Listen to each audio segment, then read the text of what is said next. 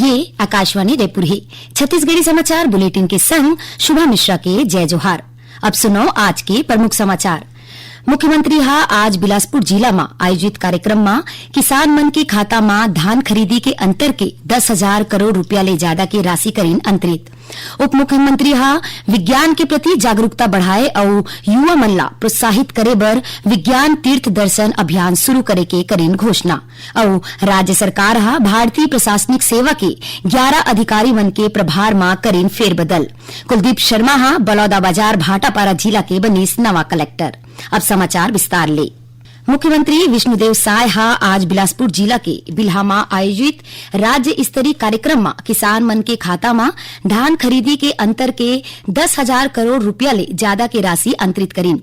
ए बेरा में श्री साय हितग्राही किसान मन ले संवाद करके उकर अनुभव जाने नौ किहिन की आज अन्नदाता मन के सम्मान के दिन है।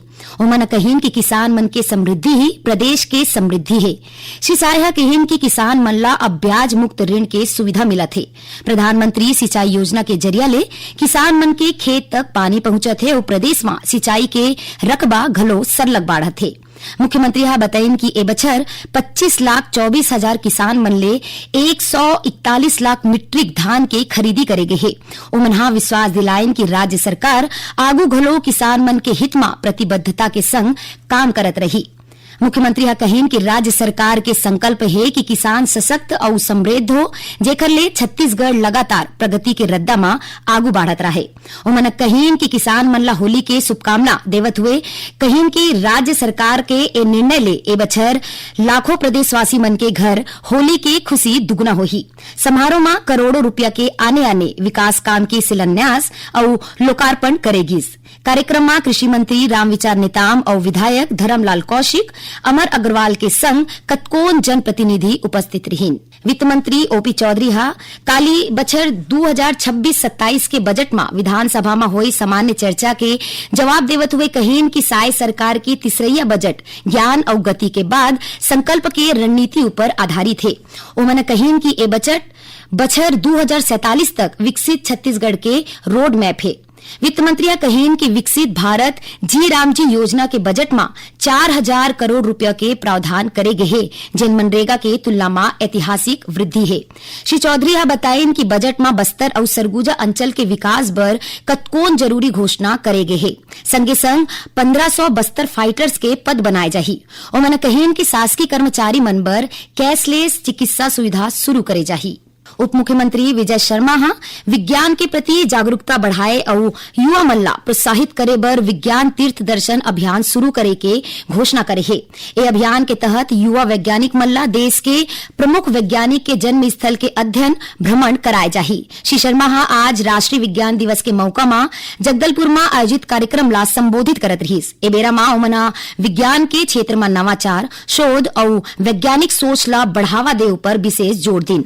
समारोह में उप मुख्यमंत्री श्री शर्मा दंडकारण्य आमचो बस्तर विज्ञान महोत्सव के विमोचन करी।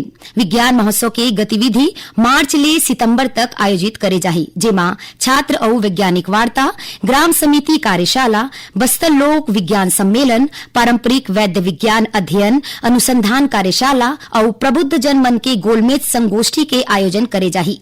ए मौका में भोपाल और रायपुर ले पहुंचे वैज्ञानिक और विशेषज्ञ विज्ञान और प्रौद्योगिकी के नवा आयाम पर प्रकाश डालेन।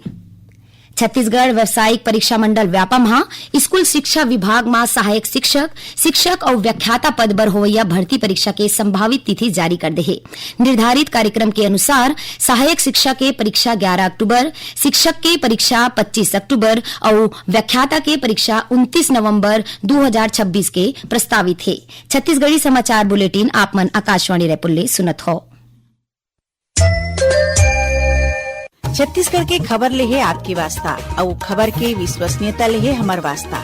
आकाशवाणी समाचार रायपुर के प्रादेशिक समाचार बुलेटिन के संगे संग हमार समसामयिक कार्यक्रम आप रेडियो के संग अपन मोबाइल में घलो सुन सकत हो। आकाशवाणी समाचार फेसबुक, ट्विटर और यूट्यूब में घलो हावय। हमार फेसबुक पेज हरे Chhattisgarh news on AIR, Twitter handle CGAIR news और हमार यूट्यूब चैनल हरे छत्तीसगढ़ AIR न्यूज। तो अब रेडियो के संगे संग आपके मोबाइल के माध्यम ले हम आप तक पहुंचत हन। छत्तीसगढ़ के हर खबर पर सुनत रहो आकाशवाणी समाचार। अब आगू बढ़बो बाचे समाचार कोती। राज्य सरकार हा काली मंझनिया भारतीय प्रशासनिक सेवा के 11 अधिकारी मन के प्रभार में फेर बदल करे है। सामान्य प्रशासन विभाग डाहले जारी आदेश के मुताबिक छत्तीसगढ़ वेयर हाउस कॉर्पोरेशन के प्रबंध संचालक कुलदीप शर्मा ला बलौदाबाजार भाटापारा जिला के नवा कलेक्टर बनाए गए है। वहीं वित्त मंत्री के विशेष सहायक रहे आशीष टिकरिया ला छत्तीसगढ़ वेयर हाउस कॉर्पोरेशन के प्रबंध संचालक की जिम्मेदारी सौंपे गए है। फिर राज्यपाल के सचिव डॉक्टर सीआर प्रसन्ना ला सहकारिता और रजिस्ट्रार विभाग के आयुक्त पद में पदस्थ करे गए है। इसने तीर्थराज अग्रवाल ला आर्थिक सांख्यिकी और धर्मस्व विभाग के उप सचिव बनाए गए है।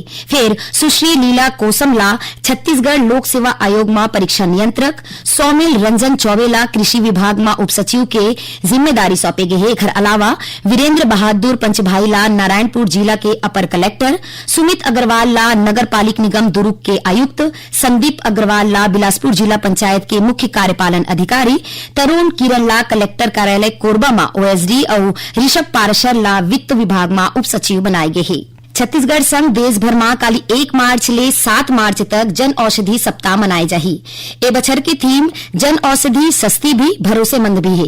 ए दौरान प्रदेश में घलो सप्ताह भर आने जागरूकता संबंधी कार्यक्रम आयोजित करे जाही। एकर उद्देश्य जन औषधि केंद्र के जरिया ले उपलब्ध गुणवत्तापूर्ण जेनेरिक दवाई के फायदा के प्रति आम लोगन मन ला जागरूक करना है। जन औषधि सप्ताह के तहत 1 ले 5 मार्च तक राज्य के आने जगह मन में स्वास्थ्य शिविर आयोजित करे जाही। एमा जिला चिकित्सालय जशपुर, बिलासपुर, रतनपुर स्थित सामुदायिक स्वास्थ्य केंद्र, दुर्ग के चयनित वार्ड के संग रायपुर, महासमुंद, राजनांदगांव शामिल है। इस शिविर में निःशुल्क स्वास्थ्य जांच, चिकित्सीय परामर्श और किफायती जन औषधि दवाई के जानकारी दे जाही। प्रदेश के दुर्ग और सरगुजा जिला में नवा गाइडलाइन दर काली ले प्रभावशील हो जाही। जिला मूल्यांकन समिति मन ले प्राप्त संशोधित प्रस्ताव पर महानिरीक्षक पंजीयन के अध्यक्षता में केंद्रीय मूल्यांकन बोर्ड के बैठका में प्रस्ताव के अनुमोदन करेगी। नवा गाइडलाइन दर के जानकारी संबंधित पंजीयन कार्यालय और विभाग के आधिकारिक वेबसाइट ले पाए जा सकत है।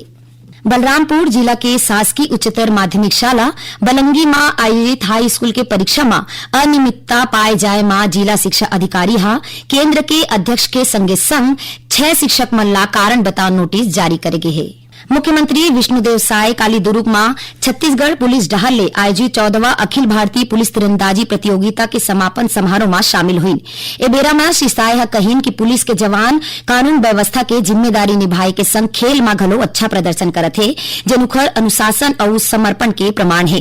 उन्होंने कहीन कि तीरंदाजी छत्तीसगढ़ के जनजाति क्षेत्र के विशिष्ट पहचान रहे है और राज्य सरकार खेल अधोसंरचना ला मिशन मोड में विकसित करत है। मुख्यमंत्री कहीन कि जसपुर में आर्चरी एकेडमी और नवा रायपुर में राष्ट्रीय स्तर के खेल सुविधा विकसित करे जाते। समारोह में मुख्यमंत्री उत्कृष्ट प्रदर्शन करैया 6 team CISF, CRPF, BSF, ITBP, Rajasthan और उत्तर प्रदेश ला शील्ड देके सम्मानित करीन।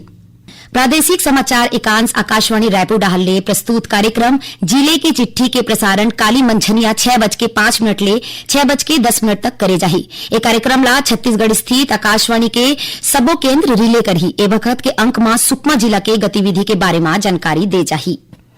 नारायणपुर जिला के गांव कुड़मेल में स्थित आईटीबीटी कैंप परिसर में नशा मुक्ति अभियान के सिविक एक्शन कार्यक्रम के आयोजन करेगी। इस कार्यक्रम में कुड़मेल के अलावा कुंजेलाल, इपोपाड़ा, कोंडाकोटी और धोरड़वेड़ा के 100 ले ज्यादा मनखे शामिल हुई। एमा लइका, माइलोगिन और युवा शामिल रही। से दौरान गांव के लोगन मल्ला साइकिल, पानी के टंकी, कृषि संबंधी औजार बांटेगी। आखिर में प्रमुख समाचार एक फेर। मुख्यमंत्री आज बिलासपुर जिला में आयोजित कार्यक्रम में किसान मन के खाता में धान खरीदी के अंतर के 10,000 करोड़ रुपया ले ज्यादा के राशि करी अंतरित।